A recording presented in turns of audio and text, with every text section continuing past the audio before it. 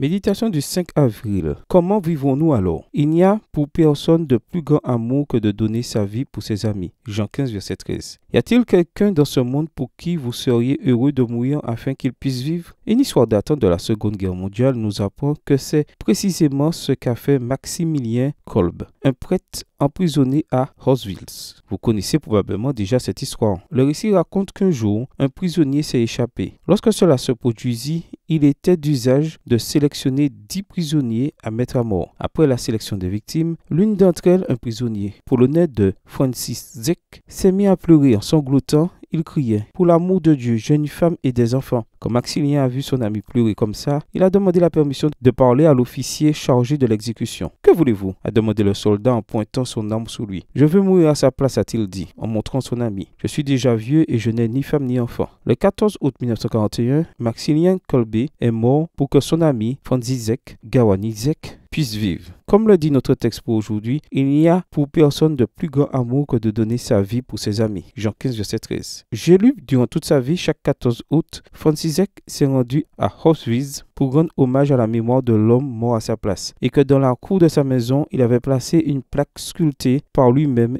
en rappel de ce qui est sans doute le sacrifice le plus grand qu'un être humain puisse faire pour un autre. Bien sûr, plus important que les voyages à Auschwitz et la plaque, c'est le genre de vie que cet homme a mené, sachant qu'il a vécu parce que quelqu'un d'autre avait choisi de mourir pour lui. Jusqu'au jour de sa mort, Franciszek a-t-il vécu de manière noble et digne? Je ne sais pas comment Franciszek a vécu pendant ses 44 ans. Kolbe est mort en 1941, Franciszek en 1995. Et cela ne nous regarde pas. Ce qui nous concerne, c'est que pour vous et moi, le Fils de Dieu est mort entre deux criminels. Pour vous et moi, Jésus-Christ a subi toutes sortes d'outrages et d'humiliations, même s'il n'a jamais rien fait de mal pour mériter un tel traitement. Quel genre de vie vivons-nous? Vivons-nous pour satisfaire nos caprices et nos envies, ou pour honorer le nom de celui qui, par amour pour vous et moi, a versé son précieux sang sur une croix? Prière. Père Céleste, aide-moi à ne jamais perdre de vue que c'est grâce à la mort de ton Fils que je vis aujourd'hui et que c'est grâce à lui que j'ai aujourd'hui l'espérance de la vie éternelle. Permets-moi de vivre d'une manière qui glorifie son Saint-Nom. Bonne journée à vous et que le Seigneur vous bénisse.